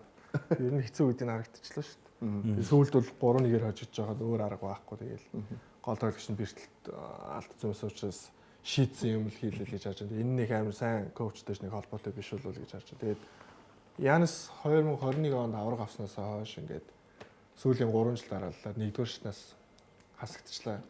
Тэгээ ингэж хасагдах бүртээ дандаа бага нуруунд дээр өвөрж явж байсан. Тэгээ одоо ч түүнийг лигт 1-1 зогсоох баг байхгүй. Тийм учраас Янс одоо бол өөр шинэ багийг сонгох. Ядаж өөр шинэ багт очихдоо илүү том зах зээлтэй багт очиод мөнгөө сайн хийнгээ тэр багийг нуруунд дээр өвөржсэн хамаагүй илүү л баг гэж бодож байна. сүүлийн 5 жилийн бүдээр хараад Milwaukee Bucks-ийн юг найруулчаад байгаа гэж. Яг сайн тэний хэлдэг тийм. Нэгдүгээр шатнаас хасагдсан гэдэг нь өөрөө Янс ямар ч итгэл найдвар байхгүй байгаа л харагдаж байгаа бол. Зүгээр плей-оффт ордог баг болчихлоо шүү дээ тийм. Ер нь яг явах гэжсэн чинь Лилердыг авчираад нэг тайвшруулах гэж оролцсон. Тэгсэн чинь эхний жилдээ өөрөө гэмтэл, хоёр дахь жилдээ Лилерд гэмтэл ингээд эхний сүүлийн 2 жилд бол энэ хоёр ч хамтдаа тоглож чадсангүй шүү дээ плей-оффт. За тэгэхээр түрүүний нөгөө тулгааны очны ярьсан рүү орё л да. Чи Майами авах магадлал өндөр Янасыг гэж ярьлаа шүү дээ. Гэхдээ өндөр гэвэл жишээ татсан. Энэ яриг ихлүүлсэн болохоор болоход тий. Биш энэ яриг ихлүүлсэн болохоор ч яг энэ талаар яриа гэж бодож байна. Энэ жил мэдээж хэрэг Янасыг бол хашгирч байгаа баг яг багаас өндөр байна. Маш өндөр. Дээрээс нь багаас явах магадлал маш өндөр бид нар ярьж байна. Янасыг 30 баг сонирхож байгаа. Milwaukee Bucks өөрсдөө ч сонирхож байгаа. Нэрээ шүү. Тий, тий. Яг боломжтой бол Янасыг ямар ч баг авах хэрэгтэй. Ер нь бол төрөл бүрийн мэдээлэл яваад эхэлсэн л байлээ. Тэгээ бүх хувцсыг өмсүүлсэн ер нь маш олон ер нь жерси өмсүүлсэн зураг өнөд өглөө харлаа л да. Тий. Гэхдээ Янсыг авахын тулд маш их юм төлөх ёстой. Тэгэхээр тэрийг төлөх боломжтой 5-6 баг л байгаа. Тэгэхээр 30-30 хүсээд авах гэж байхгүй. Мөнгөний үг талж чадах баг бол сөөхөн л дөө. Тий. Чиний хувьд ер нь хамгийн өндөр магадлалтай ер нь ямар баг гэж бодож байна? Одоо өкснэгтээс харъя. Яг магадлалын хуулиараа гараад За магадлалын хуулиар одоо өгөх юм те. Энэ битокийн магадлалын хуулийг бид нар хацгаая. Би тогш яхаа бүртгэлээ. Гүг би энэ битокор үзүүлж байгаа бол энэ биток те. За хамгийн магадлалтай нь Яана тэр ихний багийг хасчмаар юм болтгоо. Тэг дийдлээ. Өгөх юм дэндүү их. Тэр өгсөй бодитгоо. Үгийг гэвэл өгөх юм дэндүү их. За яг энэ 5 баг дээр тэгвэл ярьчихэд энэ 5 багаас аль нь дээр нь очиосоо гэж бодож байгаа. Игээрээ эндээс очиосоо гэж бодож байвал би одоо Бруклинд очиосоо гэж бодож байна. ямар муухай бэ? Лигийн тэнцвэрээ бодож байгаа байхгүй тий. Тэнцвэрээ бодож. За. Адам Силвер дээр ч бас толгой гашилж штэ. Гэхдээ бас тий та хоёр их мундаг байна уу? За. Бруклинд очиосоо. За чи Бруклин гэж. За хин тулгаа. Яг энэ дээрээс ярина шүү. Яг энэ 5-аас заавал ярих юм уу? Тийм энэ 5-аас ярина. Яг хамгийн өндөр магадлалтай ярина шүү дээ. За. Окэсэд очиосоо гэж. Окэсэд чи яах гэдэг юм. Чи сая тэнцвэр гэсэн чинь бүр тэнцвэр юу болох ч ба. За тийм би их хоёрын бодлыг нь л хэлсэн шүү дээ. Чинийх бол энэ дараагийн Чикаго Буллсыг бүрдүүлэх гэж. Тэгвэл бүр аимшигт наа чи юу яриад байгаа Тийм минийх бол бүр Дайнастай гоос бүр. Тий бүр Сан Антони шүү дээ. Сан Антони. Тэгээ бүр сөнөөгөөсэй гэж бодсон. Яг Сан Антонид яг боломж юу байгаа юм бэ л те. Сүүлийн дараагийн 7 жилийн 36 драфт ирэх байгаа юм байна лээ. Сан Антони Спurs. Тэгээд лигийн бас хамгийн нөгөө нэг одоо дансан дээрээ хамгийн тэмцэртэй хандаж чаддаг баг учраас Сан Антони Спurs, De'Aaron Fox, Wembanyama, Giannis 3-ыг нэгтгэж болох юм. За Андрей. Би бол тэгж бодож байна. OKC энэ жилийн амжилтаас шалтгаалж Янасыг авахгүйгаа Төрүүлжүүл хэрэггүй л те. Төрүүлжүүл нэг нь болж байгаа юм руу заавал Янасыг авчиж яах юм гэсэн тийм асуулт гарч ирэх. Ахаа олон төрүүлэхийг бодохгүй юу? Ахаад Гэтэ ер нь яг Тэр чинь хоёр талтай. Хэрвээ аль хэзээ болж байгаа юм дээр Янас орж ирээд энэ багийг culture тэр уур амьсгал юмыг байхгүй болгочихвол яах вэ? Янс тэгдэг төрлийн тоглогч биш гэж нэгт бодод. Хоёрт Warriors 73 хийсэн баг дээр л Durant-ийг боломж олдвол аавн л та ер нь том За тоглогч. би танаас асуухгүй юм уу? асууя. Ийм баггүй. Янас Дурант хоёр шал өөр тоглогч байхгүй юу? Тэгээ Янс очих. Янас сул тал карьерийнхэн туршид байсан. Тэр нь шидэгч биш болохоор ер нь бол плей-офф дээр Янас зориулсан хамгаалалт нь ажиллаад ирэхээр Янас айгу сул тал болох тохиолдол нэлээд байсан болохоор тэрийг бас бодох хэрэгтэй болно. Спейсинг гэж юм байхгүй болгочдөг байхгүй. За би бол ингэж байгаа. Лигийн нөгөө тэнцвэрийг хадгална гэсэн шүү дээ. Тийм болохоор өрөндийн баг руу явуулахгүй гэж байгаа. За. Тий. За тий. Тийм болохоор дорнд нь үлдээж байгаа болохоор би Орлондоор авчих гэж байгаа. Орлондод одоо яг л ийм тоглож хэрэгтэй байгаа. Лавкигаас Хоёр хүн гүгүү. Лавкигаас баг зах зээлтэй газар. Тэр хамаагүй. Зах зээл нь ерөөсөө хамаагүй. Энэ цалингаа бол хүслээр авч болно. Орлондо одоо тийм байх болчихсон. Орлондо одоо тийм болчих биш. Орлондо улам өсөж байгаа. Ер нь бол Бизнес юм шүү. Wall Street байгаа ч юм да. Wall Street-ээр Mickey Mouse-ийн чих. Үгүй банкер байгаа. Тийм Франц Вагнер байна. За тэгээд нөгөө сая гимтэлцэн хоёр тоглож ороод Тэр чинь бүр зайг болчих юм. Яг байрлал дээр нь банкеро байгаа. За банкеро чинь тоглож шүү. Янасаас 6-7 дүү. би бол Янас Ер нь бол Brooklyn хамаагүй өндөр магадaltaй баг. Brooklyn-д очиод амжилт үзэхгүй шүү дээ. Гэтэ явж ерөөсөө яг юу хин авах гэдэг ингэж Жохоо амжилт танд яг өсөж харуулах уу? Даас. Бост авах гэдэг. Яаж юм бэ? Jalen Brown-ыг өгөөд Porzingis өгөө авлаа. Жирүүтэй ч өгөөд авч болно шүү. Жүрүүгээ авч үлдэхэр болчихоо. Жирүүгээ өгөөч ч авуулаа. Би бол ингэж бодохгүй. Янас том зах зээл одоо л амар чухал гэж бод. Тийм. Тийм. Тэгэхээр Warriors Boston тийм ерөн зүгээр сая ингээд нөгөө санхүү өгөх юм гэл магадлалын хууль болохоос ш. Яг үнэн гэлэхэд Miami амтрах таата гэдээ явж бас болно. Miami, Warriors сая энэ дунд байхгүйсэн багуудаас New York Knicks орж ирж болно. New York Knicks орж ирж болно. Сая Boston. Бостон хамгийн гол нь Jalen Brown-ыг Milwaukee Bucks шууд хүсэх байхгүй. Би зүгээр хэлхээсээ хичээд байгаа. Хичээл болохоос яг дунд нь Хэлмээр л байна гэж. тийм Sixers ч байгаад байгаа байхгүй. За энэ хэсгийг хасчаарай.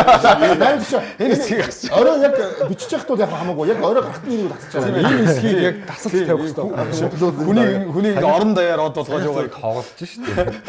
Гөө тийм л хүсэмжил тоглож гэж хэлж байгаа байхгүй. Porzingis, Jalen Brown гэхээр тэгэл Milwaukee чинь баг боломжтой болчихж байгаа юм. Warriors яриа бол яваад байгаа. Гэхдээ юу Porzingis бол хэрэггүй л дээ. Юу хэмдэж чаа. Porzingis юу ихтэй. Warriors үхэн. Jalen Brown-ыг Peyton Pritchard арай хөгжих драфт ирэх мөр тийм хүмүүсээр л авах. Одоо хөгшин гимтдэг хүнээр явгаа. Драфт ирэх байх. Тэгээд зөрүүлээд нөгөө хэний өгнө штэ. Бостон руу дагалдуулж манай Brook Lopez штэ. Тийм. Тий, Brook Lopez дагалдуулна штэ бас. Одоо драфт ирэхгүй нэг манайх байгаа хоёр нь тий. Boston авчвал яах вэ нэрэ? Тий. Бостон руу Brook Lopez яг дагаж ирэх юм байна зүгээр. Гэтэ Янас өөрөө яг өөрийнхөө Milwaukee бас нэг ганц нэг хүмүүс юм. Янасын өөрийнх нь ингээд Диегог нь хараад хуу үнийг бодох юм бол Бостонд очихгүй л дээ. Тэ? Өрсөлдөгч байсан газар руу. Янас хамгийн түрүүнд мөнгөө бодсон. Дурант очсон шүү дээ. Тэгээд ер нь Дурантын нэр үнд жоох асуудалтай. Эмбид дээр очих юм уу? Үгүй тэр тоглоом байсан. Зүгээр ер нь тийм л бүх л баг боломж өгөл авнаа л гэдгийг л Тэр нэг ч. Тэгээ яг Brooklyn интриг бас гараад ирэх гоё юм тий. Бас нэг шинэ бас өрсөлт. Тэр тойвол нэс бас. Гэхдээ Brooklyn дээр чинь дүүрэг ажил байхгүй юу? Milwaukee-го босгосон нь баг илүү амар. Тийм шүү дээ. Яг зөв тий. Тэр бүгд жахаа босох гэж тэр юм чи Milwaukee-гаас их мөнгө New York Нью-Йорк бол гоё эсэс гэж. биш. Brooklyn Nets чи ялгаагүй New York. Тийм. Тэр чинь Brooklyn ч ардаа баахан драфт ирэхүүдээ буцаага авцсан. Сая Bridges-ээ явуулаад. Тэгээд одоо роль тоглогч нар бас роль тоглогч нар байгаа шүү дээ. Milwaukee-гийн роль бас илүү шүү дээ. Тэр Cam Johnson Monson чинь. Тэгээд дээр нь Янас очсон юм чинь дахиад нэг од авч болно шүү дээ. Нью-Йоркийн баг чинь дүүрэн одод чөлөөтэй болж байгаа. Brooklyn болох гэдэг. Бах нь маш сайн мэдж байгаа тэр. Гэхдээ үгүй л дээ Нью-Йорк Никс бол үргэлж Нью-Йорк баг байна гэдгийг бас хэлж байгаа. Өдөл Бруклинд очихгүй гэдээсэн ингээл одод очиад байгаа. Хьюстонд бол хэрэггүй бах уу тий? Тайри Измизэн байхад чинь Томс Момсон байхад чинь. Гэхдээ бүгд юу гарч байна? Milwaukee-гийн одоо юу гарч байна нөгөө эрх хөдөлгөөний батгат гэрээд тоглолцдог юм. За энийг дэг харъя. За ингээл Lillard Янас чинь 54 юм уу? Lillard 54 сая аваад Кузма ч бас 22 гэж шүү. Одоо Kuzma-г авахгүй олдохгүй шүү дээ. Одоо сая бүрөө зах зээл дээр хүний унгаа арчлаа тий. За Бобиг бол багууд авах гад баг харж байгаа. Тэ? Кевин Портер Жуниор ч ердөө 2.5 юм уу? Тийм шүү дээ. Ер нь ажилгүй явж байсан. Ажилгүй явж байсан. Сая нөгөө Тэгээ Pat Connaughton гэж бас нэг хүн юм байна шүү тийм. Харин 10 саяын гэрээтэй бас нэг хүн байна. Гэтэ яг энэ Кевин Портер Жуниор шиг юм тоглогчдод багт аягүй хэрэгтэй те. Маш хямдхан. Экран минимум цалинтай адилхан цалин гэсэн үг шүү дээ. Тэгээ вэж идэг те. Тэнгүүтээ үзүүлж байгаа нөлөө аимшигтай. гайгүй юм ба штэ. Кузмагаас яаж салнаа л байгаа юм ба штэ. Бусдаа гайгүй юм штэ. Гэтэ Кузма гэхдээ яг одоо үед Кузма гэхдээ 22 сая доллар чи тийм өндөр цалин биш те. Би оноо авт хүн 22. Үгүй авч болно Хэдэн шүү. төгрөг байсан. Самбар авахгүй, хамгаалахгүй. Оноо авахгүй одоо Оноо сүүлдээ авчихдаг байлаа сүлд. Одоо тэгээ энэ хүн юу ийх вэ? Кофе зөөх үү? Одоо мөнгө аваад тэгэл сайхан гоё хувц өмсөөл гоё залууд байгаа. гой залууд байх бах. Тэгээ юу нарчи. Одоо нэг энд энэ за ямарсан энэ яриа бол энэ зуны маш том яриа болох байх. Янс яриа. Янс явцсан бахоо. Тэгэхээр энийг хүлээцээ. Одоо угаасаа шууд эйжент нь баг ажилдаа ороод эхэлсэн баг. Өнөөдөр холбогдож л байна тий. За энэ дээр бүгд юу хоёрын цуурлыг бүгд харцгаа. Одоо нэг тодорхой болсон юм чи тийм ээ. Индиана Cavs чи өдрөл Индиана муу 3 үчсэн юм уу? Тийм боо. Юу Тоглолт жоохон таарахгүй юм тийм юм биш. Энд ч одоо яагаад байна? Энийг бол хараагүй шуурчлаарай. Энэ хоёр бол нэг зүрхийн өөрчлөлт байхгүй шүү дээ. Өдрөл эхэлснээс ер нь Яг яг өөрчлөлтөд Антер нэмэгдчихэл байгаа. яг тийм л дээ. Гэхдээ ер нь ингээд тоглолтын хэм маяг агуулга тий. Одоо Lex Locata гинт болсон шиг тийм өөрчлөлт байхгүй учраас удирдлагын тоглолт бол бас хана авч болох байсан. Ер нь бол энэ хоёрын тоглолтод нэлээд ойрхон өрсөлдөөн гарах бах. Ер нь гэхдээ ингээ харсан чинь ерөнхийдөө хоёр баг хоорондоо тоглохдоо ер нь дандаа хурд нэмж тоглолт юм байна шүү дээ. Тий. Тэ? Дандаа яг тэгээд хоёр яг дий тоглолт Нөгөө нэг нь угаасаа гүгээд тэгэхээр нөгөөт нь хурд дагаж гүгээд үгүй тэгээд дагаж гүйсээр гол хин нон аах гэдэг тоглолтыг үзүүлсэн. Яг энэ хоёроос гоё үзэх юм нь боллоо. Энэ хоёрын хоёулаа rotation одоо сэлгэнс ирдэг оноонууд айгүй өндөр. Тийм учраас тоглолтын дөрвөлээ айгүй гоё өндөр тийм. Оноо авалт одоо ихтэй тийм болох гэж бодож байна. Тэгээд Айгуу сайн сэлгээтэй хоёр баг штэ. Jared Allen, Evan Mobley хоёрыг чинь бас 3 руу гаргаж ирээд нөгөө Evan Miles Turner, Obi Toppin Siakam хоёр нь гадагшаа гаргаж ирж тоглуулад ингээд ер нь айгүй гоё тийм задлсан тийм тоглолт болох. Нэг асуулт байна. Индиана Cavs-ыг хоцчод гайх уу? гайхнаа. Цувралт. Гайхнаа. Гайхан тий. Нилээн гайх уу чи? Ер нь гайхна. Дөрөв хож штэ тий. Нэг бол одоо хоёр бол бас яа гэсэн. Цуврал бүр яах юм ярьсан шүү. Гурав бол яа гэсэн. Дөрөв бас арайч болохгүй. Өдөрт 3 очичоод байна л та. Тэгээ энэ бол яг Тэгээд асуусан шүү. За энэ гайх уу? Гайхахааргүй болчлоо шүү. Тийм үү. Тэгээ ер нь хэцүүл байна. Гэхдээ Индиана хоцчод нэг гайхаад байхгүй. Одоо ингээд яагаад гайхгүй вэ гэхэлээ Индианагийн багч улам сайжраад. Өнгөрсөн жилээсээ илүү замбраатай байна. Тэ? Тоглогч нь нэг жилээр туршлагачаад ороод ирсэн байна. Энэ бол гайхааргүй өрсөлдөөнийг үзүүлэхэр биш. Тэний яах вэ? Би ч тэндээ тийж бодож байна. Одоо тий. 30 баг дотор чинь өөрсдийнхөө сагсаар ялгаж байгаа нэг хэд хэдэн багууд л байгаа шүү дээ. Тэрэн дунд нь Индиана өөрсдийнхөө сагсаараа сүүлийн 2 жил ер нь ялгараад эхэлчлээ. Тэр нь NBA-д бас өмнө бичигдээгүй зарим нэг рекордуудтай ч гэсэндээ эвдэж чадчихээн. Тэгээ тэрийг нь хамгийн гол нь зөв найруулж чадах холбон тоглогч нь бас өөртөө саяны сургалт ирсэн дээ нэлээд ихтэй болцсон харагдаж байна. Тэгэхээр бол нэлээд гоё цуврал болох болоо гэж бодож. Гэтэ яг аль нь хожиход болно гэхээр хэлэхэд бол хэцүү байна. Бах. Тэгвэл нөгөө хамгийн батгатайс үлдэлтэй тэргүүлсэн Cavs-ыг бол тийм батгатай гэж хэлэхгүй шүү дээ. Ер нь тулаагийн хувьд ер нь цуврал эхлэхэд л тийм байгаад байгаа шүү.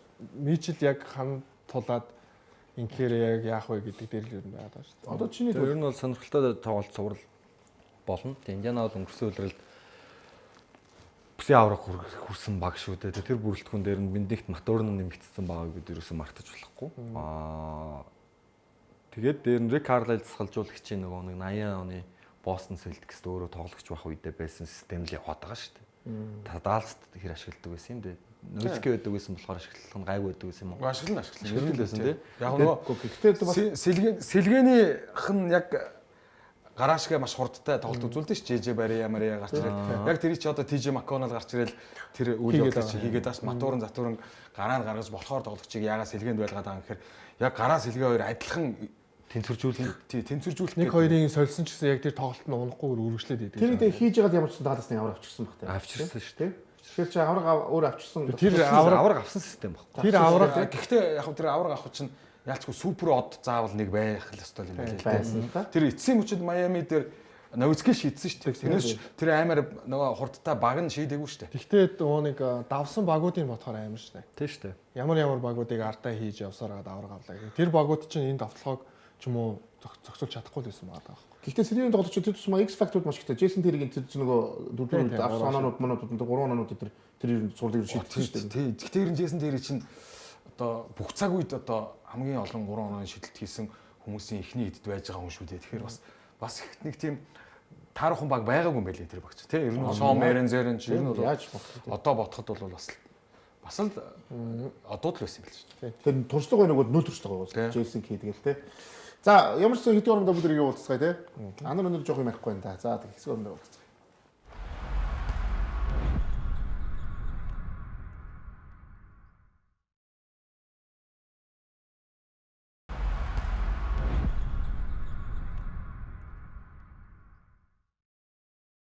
Хэмбэ тогтоогоо бүх хүмүүстээ баярлалаа. Манай ерхий үдгчүүлээ.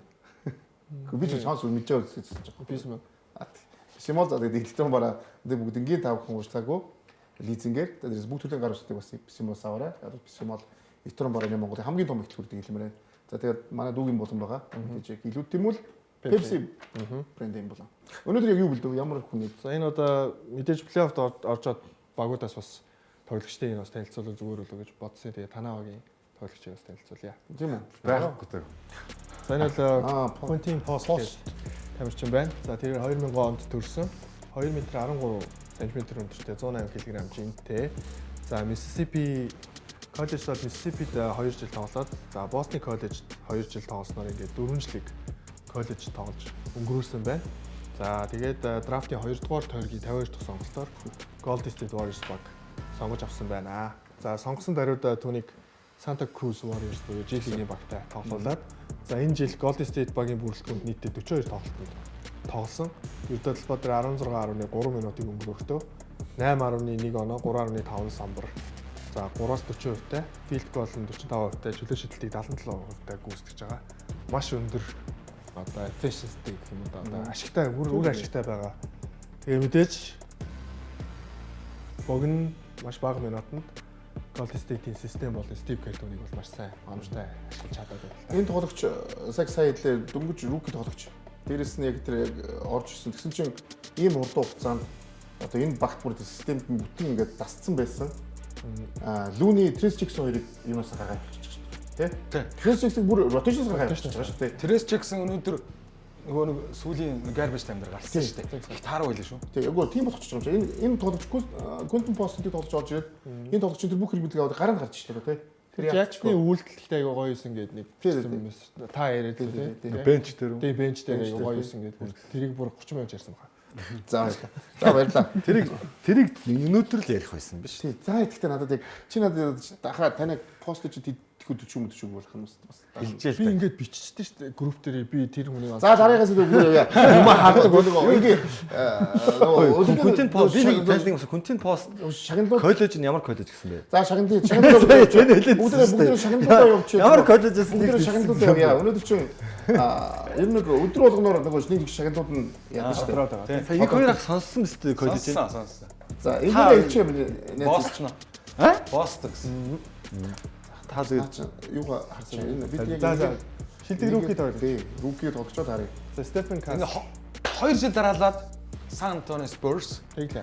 Rookie of the Year. Rookie of the Year авлаа. Тэгэд өнөөдөр нэг гой зүйл дээр нөө шагналыг гардуулсан шүү дээ. Тэгсэн чинь тэр шагналыг Сантонес авсан нийтдээ 3 тоглогч нь гуруулаа гэж хэлсэн шүү дээ. Rookie of the Year гэсэн. David Robinson, Wemby тэгээд энэ дөрөвт нь болж байгаа байхгүй. Тэгээд энэ дөрвөлөө зогсцсон. Сомоо барьц зогссон. Тэгээд аюул болж байна. Тэгээд тэр зургаас бас нэг юм харлаад Tim Duncan, David Robinson хоёрыг ер нь ихэр хоёр цамхаг гэдэг байсан шүү дээ. Тэгээд Wemby ямар алдаатай хүн бэ гэдгийг харлаа. Тэр хоёр зүгээр ингээд нэг юм 2 3 дээр тоглолт хүмүүс шиг харагдаад л шүү дээ. Цамхгууд маань уу? Зээр нь ч угаасаа барилгууд намхан л байсан шүү. За гол үнэ ярихад одоо драфтын одоо эхний тоглолт Ресашигаас ахуулаад одоо энэ жил нэг Rookie of the Year авах магадaltaй хүмүүс маш их хүмүүс яригдчихсэн шүү дээ. Тэгсэн чинь ер нь бол Castle-ыг бол нэг ярьж байгаагүй дээ. Ярьжсэн. Тэр нь хойгуур л ярьжсэн баг. Эмбэ токод ярьжсэн шүү. Wemby явал Castle-ийн стат 8 өсөөл. Wemby өвчнөө болмоос үлээ дуусаад. Тэр болтол ер нь бараг л Castle-ийг яригдаагүй дээ. Тэгэл тэр дундаас л гарч ирэл авчлаа шүү дээ. Нөө яг энэ жилийн rookie бас нэлээд жоон сул гэд ярьжсэн шүү дээ. Тэгээ тэрэн дундаас ялч өөртөө олдсон боломж хугацаанд тэгэл сайн статистик дундчлаа. Тэгээ rookie of the year бол мэдээж хамгийн сайн бараг стат дундчилж байгаа тоглогч байгаа шүү дээ. тийм шагнал багийн амжилт хамаагүй шүү дээ. Хүн хувь шиг л дээ. За тэгээд юу үргэлжлүүлээд бүгдээ сурал руу орё гэж бодож байна. Одоо дорны сурал руу орё. Нэг сурал дууслаа. Үлээ.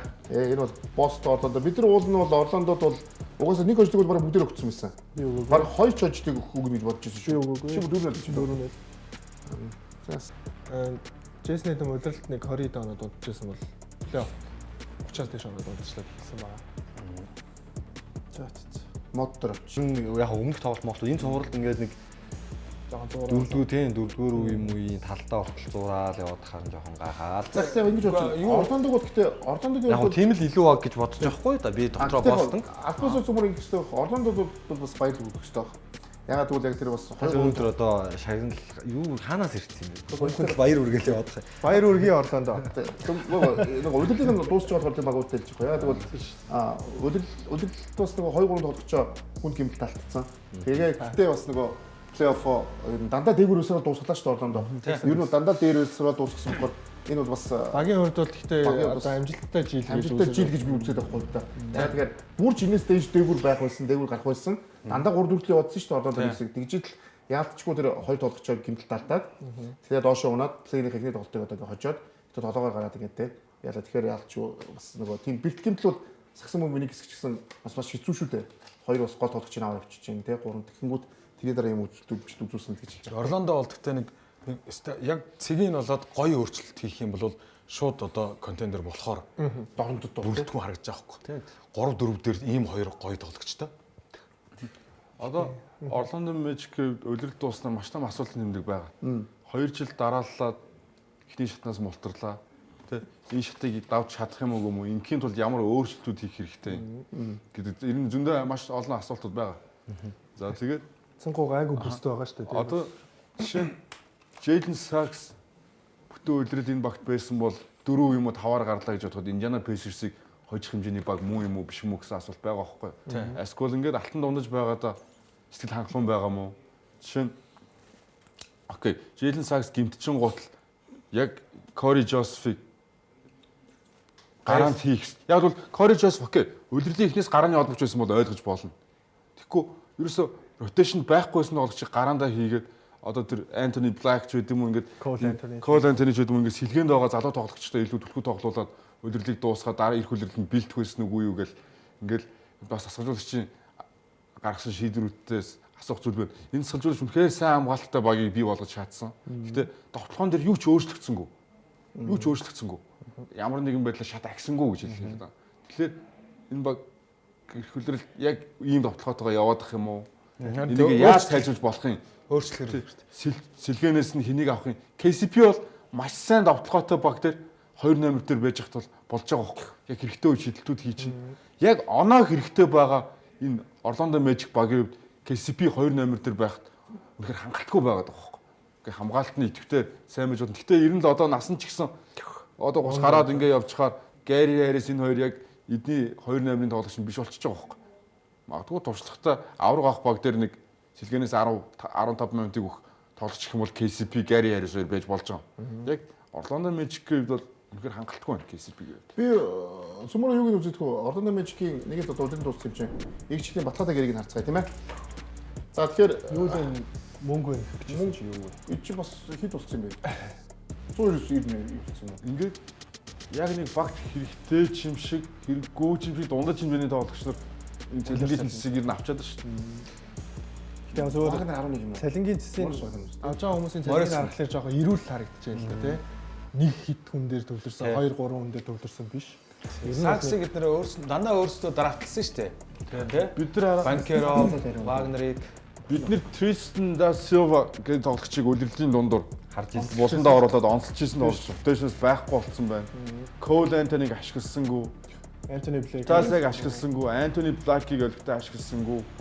Jonathan Isaac-ийг бас минут найгуу ойлгомжгүй байлаа тий. тэр ер нь анарын хэлж байгаагаар бол дасгалжуулагчаа нэг солиод үзье гэсэн бодол байна.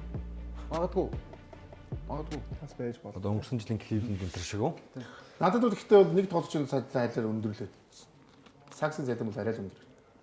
Хэд гэж аа. 30 саяхан өгсөн шүү дээ. Сая дараа жилээс энэ гэрээг авч эхлэх юм. Тэгэхээр өндөр биш болох Рүүки чинь энэ контракт дундаж тоглогчийн гэрээ болж байгаа шүү Дууссан цаа энэ эргчлийнх нь өөрийнх нь дараа авталсан л тоглогчлын холбогч хэрэгтэйг л авсан. Тэгээд яг хав зүгээр өнгөрсөн үеэр дутагдчихсан юм 2 номер эс ч тийм найдвартай шидэгчгүй байна. 2 тал тоглолт эрэхтэйгээ. Тэгээд KCP-г чөлөөтэйгэнд болонгууд нь яг хүссэн 60 эдэн сая долларын 3 жилийн гэрээ өгсөн. Одоо тэгээд дахиад хүссүүсэйг 20 эдэн саяг цэцжилдэг 2 жил байна. Энэ асуудлыг яаж шийдэх вэ гэдэг ихний асуулт гарч ирэх нь шүү дээ. Анхтай бол би санал нэг байна. KCP хангалттай байсан. KCP шиг хамгаалтын нөлөө үзүүлэхгүй. Гэхдээ илүү сайн шийддэг жишээ нь Gary Trent Junior Junior шиг тоглогч нар Мэлэг Бизли мэслээ. зөндөө олно л доо. Тим Hardaway Junior Junior гэл. Гол нь тим тоглогч бол 5-6 ундган шүү дээ. 3-аас. KCP-гээс хамаагүй илүү байна. Гэхдээ KCP-гийн хамгаалт байхгүй. Тийм. Тэгээ яг хав Сакс байгаад бүтэн багаараа тоглосон бол магадгүй яг холбогчтойгоо тоглол KCP-д илүү сулраад шидэх оромжууд нь үсээд KCP яг жинхэнэ утгаараа бидний нөгөө таньдаг тийм нэг 10-аас 11 12 оноо л авдсан шүү дээ угаасаа. Гэтэ яг хэрэгтэй үед нэг чухал шийдэл дунгаачдаг, чөлөө шийдэлтэй найдвартай шийдчихдэг. Тэгээ тэр тоглолтыг харж бас болох байсан юм байна. Дасгалжуулагчийг бол би арайч сольчихгүй байх гэж бодод байна. Өөрөө нэгтэн багийг босгосон. Тэгээ өнгөрсөн жилд оны шилдэг дасгалжуулагчийн шагналд хүчтэй өрсөлдөж ирсэн. Тэгээ залуу мэрэгжилтэн. Тэгээд хүндэтгэх шалтгаан гол нь байлаа. Одоо ингэ гэж бодож байна. Зөвхөн за яг нь Орландогийн тал дээр өөр нэмэх юм байвал яг нэмчий те. Энэ хоёр төс маань Орландо дээр юу нэмээр байна? Гого Птацэг ерөөсөө энэ дасгалжуулагч маань ерөөсөө яг ийм тоглогчийг сайн ашигладгүй юм уу хаашаа. Гого Птацэг тэгсэрний өөр баг руу явуулахгүй байгаа тий. Тэгээ Гого бол одоо жишээ нь сая Лекерт байсан бол амар хэрэг болсон. Бас минут өгчих юм бол тодорхой хэмжээний ашигтай байж тий болохоор байхгүй юу? Wendell Carter ноёрхдгийг ш хас. Wendell Carter сүүлийн тоглолтын дээр 12 10 дабл хийсэн ч гэсэн хасах 20 гэсэн үзүүлэлтсэн л байгаа байхгүй юу? Шидэлттэй гэдэг байгаа. За юу вэ? Одоо бүгд дараагийн суул руу орно. Гэтэ энэ бол хаалт гараа гимтээцэн үү ятсан. Сүүлд хин Пейн баахан гарч ирсэн. Хоёр ч шүү дээ. Мессикоор тэр хоёр ч. Сайн хамаагүй. Өөрсдийнхөө талбайд хамаатай байгаа. Тэгээ өөрсдийн талбай дээр чадахгүй. Мессикоор гүрэнгэд байхгүй. Хамаагүй нэ. За тэгээ ямар ч сан талбай дээр нөгөө зугаалт тоглолтоо авчлаа шүү. Өөрсдөн дээр ингээд. Одоо гацуух, Детройт гацуух байх юм. Энэ одоо эднийх жишээ нь ингээд яг ингээд ийм тоглолтын төгсгөлийн мөчөд болохоор эдний тасгалжуулагч одоо Hardaway ч юм уу Beasley-г шидүүлээл тэгээд аль нэг багийн завсарлага аваад янгууд сууцаагаа хамгаалах болохоор нөгөө хоёроо суулгаад ингээд өөх мөнгө гаргаад байгаа байхгүй эднийх. Тэнгүүд Doc Rivers 7 оноо илүү байж хахад Gary Trent-тэй байлгаал байсан. AJ Green-тэйгээ тий. AJ Green-тэйгээ. Тэрний оронд Pat Connaughton-ыг гаргаад ирсэн бол Pat Connaughton бөмбөг барьж хагаад алдаага авах мэдж байгаа. Тий, алдаага авах байсан байхгүй.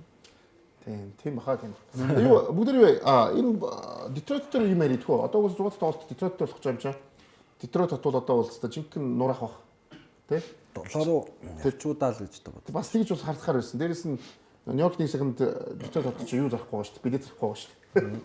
Тийм шүү дээ. Ордонгоо нөгөө юу байхгүйгээд. Тэгтээ ялжаар авч л байгаа хэл та. Тимоти Шамамэ Детройт очиж үзчихлээ шүү дээ. Одоо Детройт хот ч нэрээ дахин сэргэх гээд байгаа гэсэн шүү дээ. Сэргэлээд удаж байгаа. Трампын нөлөөгөөр нөгөө гадны одоо улсуудаас татварын өндөр босгох тавьдсан. Тэгээ дотоодын үйлдвэрлэлээ дэмжин дахиад машин Америк машина унцгаар гэдэг Детройт хот ч сэргэх гээд байгаа шүү. Зүгээр сүүлийн сэргэж байгаа. Сүүлийн 4-5 жил шүү сэргэгдсэн бол одоо 20 оноос хойш ер нь Детройт хамгийн урдтай сэргэж байгаа хотуудын эхний 3 байнга явж байгаа. Юта Детройт хоёр бол хятад машин зэсийн бол орж ирэхэргүй л болчих шиг. За юу Детройт дээр өөр юм байна. Детройт дээр яг гэдэг танаас Андраа тэний Детройт дээр юм юу вэ? Зугаалт тоглолтыг хэр их хүлээж чинь Детройт дээр ер нь хожиг мага тэр өндөр байгаа гэдгийг хайдас суучдаг. Эхний зэргийн тоглолтуудаас 7 тоглолт гараасаа л гэсэн бодлоо юм тий. Энийг хийх боломжтой нь одоо Детройт болчихлоо тий. Дорн тос тийм ээ. Тий. Ганц суулт чиглэн тий. Бус нь бол тэтгэхийн гонигтай дуусна шүү дээ тий. Тэгээ Кейт Канам гэдэг тоглогчийг ер нь лигийн зүгээс ч гэсэн ер нь MVP төвчний тоглогч юм болов гэсэн хүлээлт ч юм уу эсвэл тим ер нь одоо хүлээн зөвшөөрөлт явчлаа л гэж ойлгож байна. Яг тэр нөгөө most improved player-ыг өөр тамирчин төгснөөрөө чи бол энэ ангиллын хүн биш ээ одоо бараг л MVP-д л өрсөлдөж явах хэвээр хэмжээний тоглогч болсон байна гэж харж ийн л гэж ойлгож байна. Тийм маш хурдан хүлээн зөвшөөрөлтчлээ гэж бодож байна. Тэгээд багт шинэ дасгалжуулагч ирэх жижиг одоо хэрэгцээтэй рол тоглогчдыг яаж зөв авах. Тэгэл энэ бүх зүйлс нь багийг сэргээн босгоход ямар амар хэрэгтэй байдаг вэ гэдэг нь л Детройт гэл багаас ер нь харагдаж байна л та. Ер нь залуу баг гэхэд бол маш хурдан ер нь уучраа болоод түрүү жил хэд байлаа гэж бид ярьж байсан шүү дээ. Түрүү жил 23 дараалж хожигдсан баг шүү дээ. Тэгсэн чинь энэ жил ийм хурдан Тэгээ ерөөсө Тобайс Харрис Hardway Beasley гэдэг зүгээр хамгаалтаараа гологдоод багууд голоод Бусад багуудад гологдож шүүмжлүүлж исэн хүмүүсийг тийм Тобайс Харрис бас салин Шөөдөр гологдол. шөөдөлч уусаа сая солилцоо. тийм учраас энэ багч нь бас өөрөө нэг ийм үлсгэлэн баг. үлсгэлэн байгаад байна шүү дээ. Баахан залуучууд дээр энд эндээс гологдсон хүмүүс. Би нэг саяны Канахэм дээр чинь бодож үзсэн байхгүй юу? Зүгээр өөрөө бодохгүй юу? Шей Канахэмтэй ингээд солиод хоёр баг хоёулын авчаа. За чи энэ багд бай. Чи энэ багд бай гэж тоглолол яах вэ доо гэж бодсон байхгүй. Шей Тэгээд одоогийн бодлогын хариулт нь гэсэн. тэнгуут нэг ялгаагүй юм шүү. ялгаагүйгээр баг окс хүчтэй байх юм шүү гэж бодогдсон шнэ.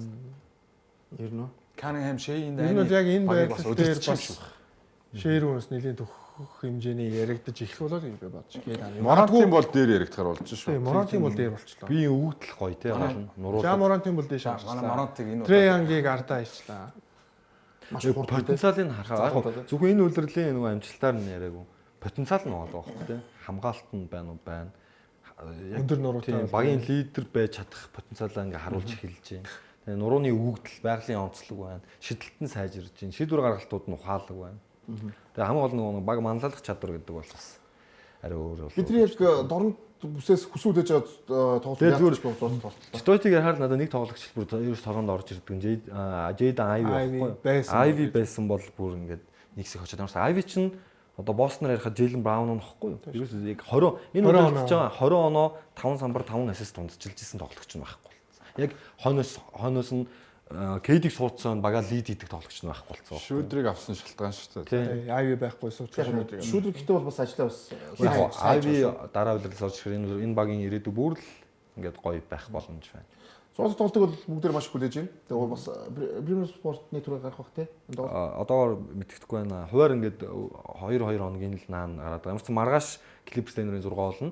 Нөгөөдөр бас юуны 6, Warriors-ийн 6 айлал нь гарна. Окей. За баярлалаа. Тэгээд бид нар бол та бүхэнд энэ битог даваа гарагт хүрдэг цагтаа хүрнэ. Тэгээд плей-оффын тоглолтууд бол маш өсөлтөнд болж байна. Тэгээд Эглонод бол бас энэ студид манаас 2 удаа гараад тэгээд тэрний дараа үндсэн юу гарч байгаа тийм ээ. За тэгээд энэ битогтой үргэлж хамт байдаг үзэгчтэй баярлалаа. Тэгээд амжилт хүсье.